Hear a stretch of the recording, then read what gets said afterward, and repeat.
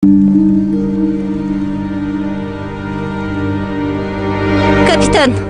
bәрі seni күтіп тұр. Шарбаң бітті ме?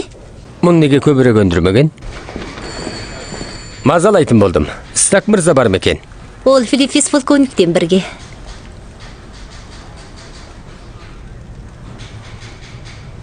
Әрине сені қарсы аламын. Күте тұр.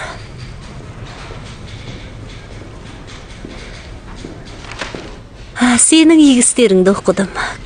Көрші міне. Иә, ол әрине істеуге тиістісім ғой. Менің істеуге тиістісім. Тым кішіпейлі екенсің. Жалғыз өзің 400 адам құтқардың.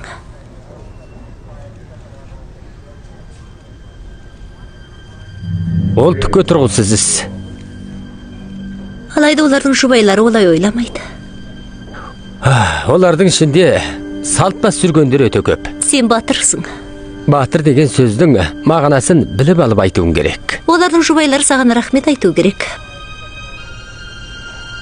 Бірақ олар мұнда жоқ.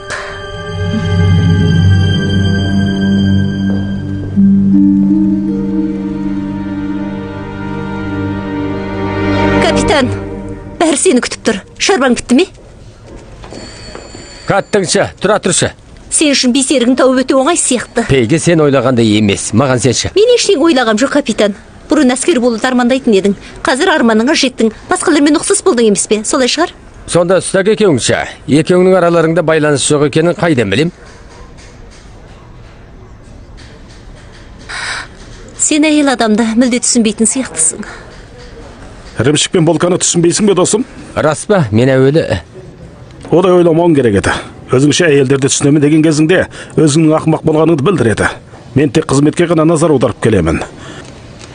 Қазіргі жұмысым сені және қосындағылардың жараланбауына кепілдік ету. Карбон қосындысы Германияның әдеттегі пышағына төтеп бере алады.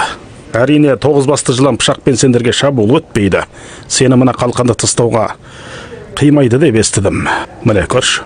Оның көп пайдасы бар. Саған басқа бір қалқан жобалап шықтым. Бұл өте қызықты. Оған тұтастырыш орнатылған. Ол Мынауша. болмайды, бұл тек үлгісі ғана. Бұл қандай материал? Мәнерленген болат. Темірден нешесе қатты. Ауырлық оның 3/4-іне де жетпейді. Тербелісті бүкілдей сіңіріп алады.